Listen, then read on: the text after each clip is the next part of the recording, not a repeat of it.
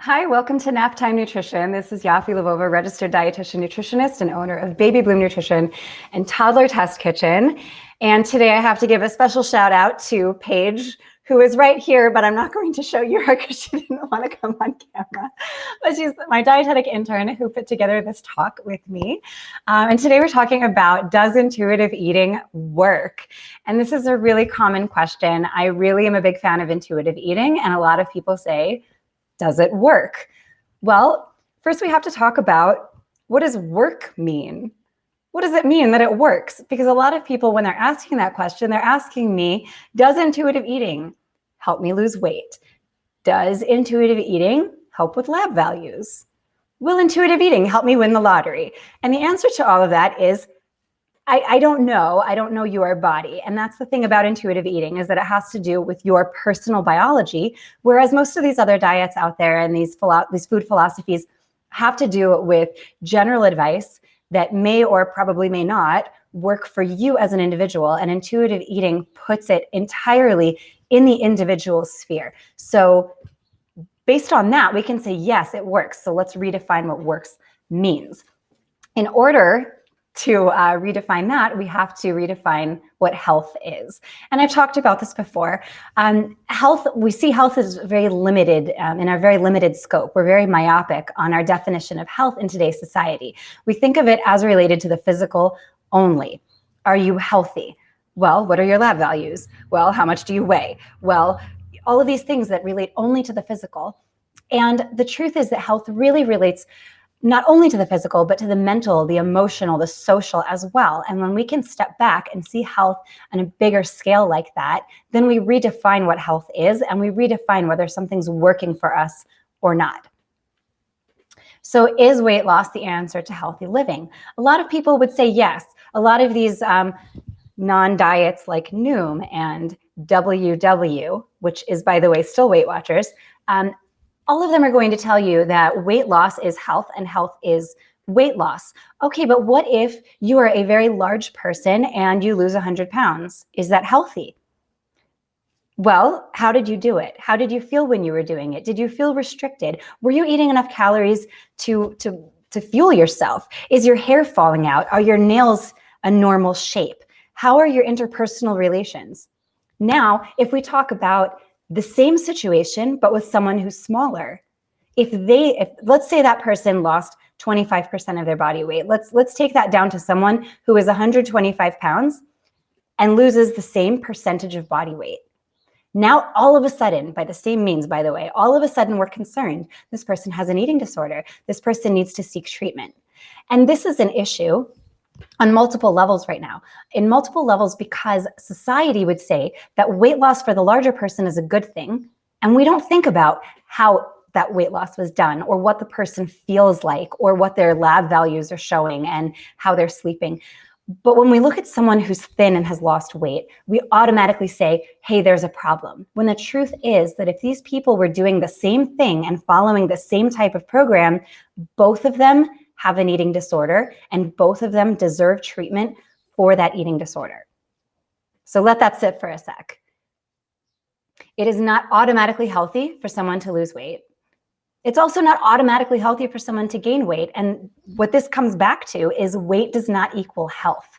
Health is a much bigger picture than what's on the scale. And you cannot step on the scale. Scale isn't like a positive pregnancy test. Like you pee on the stick and it gives you a positive or negative. The scale does not do that for us. The scale does not say healthy or not healthy, or pregnant or not pregnant, by the way. So what is physical health? Let's talk about specifically what physical health is. Physical health is, how do you feel physically?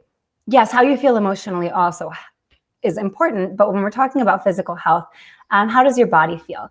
Are you energetic, or are you tired all the time? Are you hungry all the time? Do you have mood swings? Are you energized? I think I said that one, but I'll say that twice. How is your A1C? The A1C is hemoglobin A1C. It is roughly an average of your blood glucose over about a 3-month period. And the reason I'm giving you some soft words on there, about, roughly. It's because it's not perfect. The A1C is impacted by a lot of things as well. So it's not a perfect measurement, but it's the best we can get for blood measurements right now, for blood glucose control. How are your micronutrient levels? How's your vitamin D level? B12, vitamin A? How's your calcium? So calcium is a tricky one because it's really really strongly regulated. Anyway, these are things that we can use to determine how your physical health is. But we need to also look at emotional health. How are your interpersonal connections? Do you get along with people around you, or are you angry all the time? Are you thinking about food all of the time? So a lot of people would say that's a food addiction. And I addressed that in a recent post, that addiction doesn't work with food. We all rely on food to live. You don't need more food in order to meet your addiction. I did a segment on that. So if you think that food addiction is a thing, or you want to know why it's not, go back and check that one out. So let's think about other things. Do you have a support system? If something goes wrong, do you have someone to call? This is also an indication of health, because if you're someone who feels isolated, then you're not in a healthy state. And even if all of your blood levels are perfect and your A1C is perfect and you don't have mood swings, if you are all by yourself alone, not having mood swings, and you feel isolated, that's not the picture of health. What's the use of being skinny if you feel miserable? That's something to think about, because all of these diets or lifestyles, which are really repackaged diets, they all want to make you skinny, and skinny doesn't mean healthy. I talked about that. So does intuitive eating work?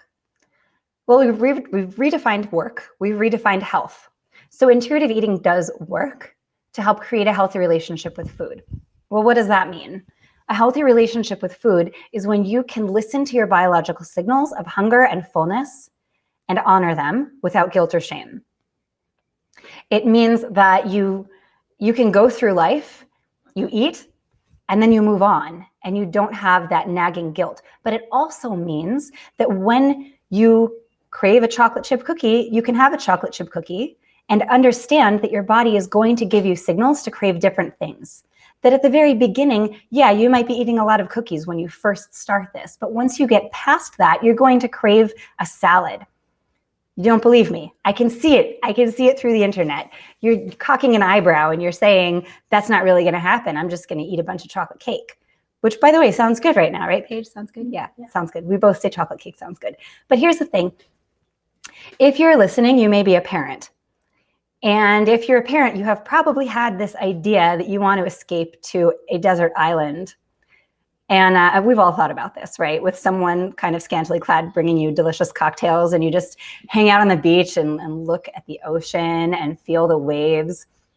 Okay, but think about how long you really want to be there. A few hours? A couple days? If you were there for a month, you would probably be bored out of your mind, because we crave different experiences. We crave relaxation. We crave self-care. We crave connection. And in the same way we have those cravings emotionally and psychologically, we crave different types of food experiences. One day we crave creamy, and the next day we crave crunchy. We might crave sweet, or we might crave sour, or salty, or savory. We want different experiences in life. And when we can relax and listen to our internal signals, we will hear our body when it says, hey, have something crunchy. And we're going to go for the carrot sticks or the jicama, because that will happen once we can let go of that third party telling us what to do. Now think about this. I have a fantastic friend, wonderful graphic design artist, and one day she showed up to hang out with me wearing a scarf. We live in Arizona. It was October 1st. Okay, October 1st in Arizona is still pretty warm. It is not scarf weather. But she said, hey, it's October, I'm gonna wear a scarf. She was being silly, and I got the joke, but that's what we're doing with our nutrition. We're saying, it's this time of day, this is what I need to eat, here's how much I need to eat of it, and every morning I'm gonna step on the scale. That's not the way to live your life. Sometimes you have to think, how's the weather outside? I'm gonna dress for the actual weather, not the weather as I think maybe it should be and how it might be in New England. No, you have to think about who you are and what your needs are in that moment. Do you have PMS? Okay, let's account for that. Are you training for a race? Did you work out a little bit more this week? If you're a child, are you going through a growth spurt? If you're an adult, are you going through a growth spurt?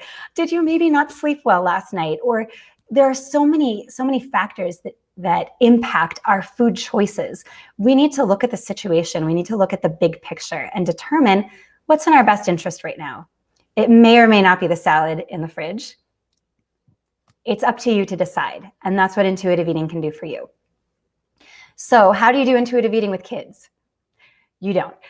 Intuitive eating is for adults. Kids really need boundaries, and I did a whole segment on that, so you can look back at why intuitive eating is not for kids and what you can do so that your kids grow up into this mindset without having to do the repair work that we are all trying to do right now. Thank you so much for joining me. I will be here next week at 1:15 p.m. Arizona time, which is 12:15 on the West Coast, and 3:15 on the East Coast, and Wednesday morning in Kiwi Land, New Zealand. So thank you so much. If you're a Phoenix local, come join me at Toddler Test Kitchen. It's going to be awesome. And if you're a Phoenix local, tune in to Channel 10 on Sunday morning at the god-awful hour of 7:30. I will be live telling you about cooking with kids. Thanks so much, and see you next week.